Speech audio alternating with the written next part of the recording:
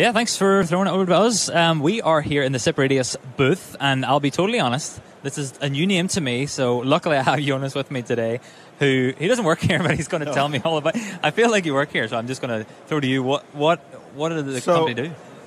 A while back in Discord, a lot of people noticed we all started playing with like WebRTC and all that, and then someone posted a link to this encoder, and it's a really, really great encoder. What's really great that the SDI, it has an SDI input and output. So like how traditionally most encoders have like a loop through. Sure. This is an actual output. So what we can do is it can also receive streams. So like this can send streams with SRT, RIST, RTMP, the likes. Even WIP, which is the new WebRTC we're going to talk about. Codec-wise, it's H.265, H.264, and then there's a JPEG XS version that you can buy as an additional codec. But you can also output something, so it doesn't have to be your input. You can use it as like a kind of two-way communication, like you would do for like a remote production. Right. And one really cool thing is they also allow you to send WebRTC over with AVR1 to it, and it can decode it. So like now you have this really low bandwidth, really low latency, really nice-looking picture, which kind of sounds like it shouldn't exist, but it kind of does. And it has a lot of features. It has a SIM card in it, so you can access it over that if you have a SIM card that you can remote into. Right. Has some. It even has sync built in, and you can add more modems. Has a little GPIO plate. Yeah, really handy. And they had a little demo set up here. You were showing me a second ago, which is so pretty neat. If we look at here, there's a little demo of. I don't know, Ronnie. Can we show the screens? So if I snip here, we see the latency from encoding and decoding it, and this is done over JPXS over this cable. I mean, yeah.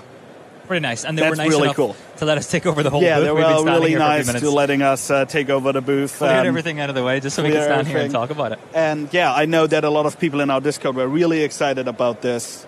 So yeah. Guy, Javier, what do you think? Oh man, I know what to ask Santa for Christmas now. That looks really cool. I have not played with these. I was just looking them up online. So in your hand, is that the EXP? Which model was that?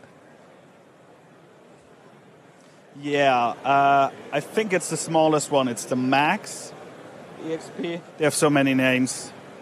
I'm not sure. We'll find out and let you know. Yeah. It's a small one. Yeah, because I got to put it on my Santa wish list to make sure, or B&H wish list, to make sure I get one of those. These look really nice.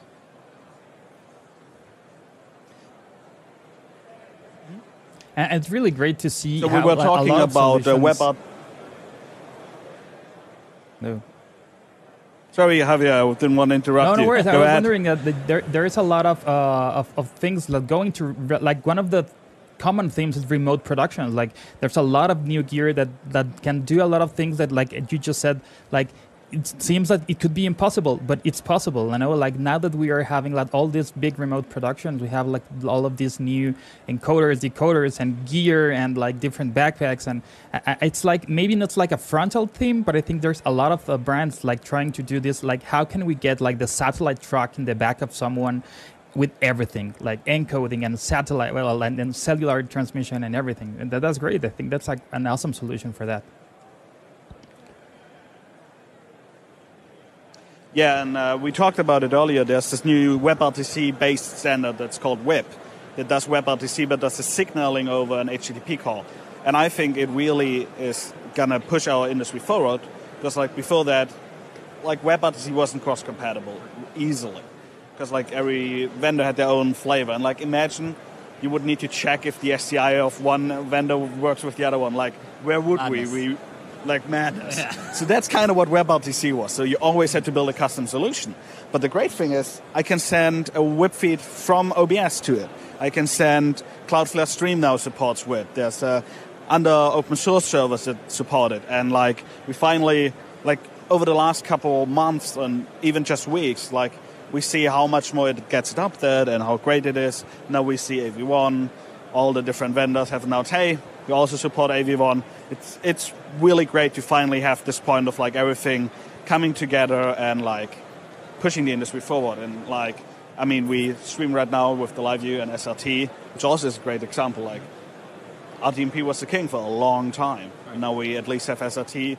Maybe this WebRTC can also help, and then like it's going to be important even more to be aware like what solution do you use for what.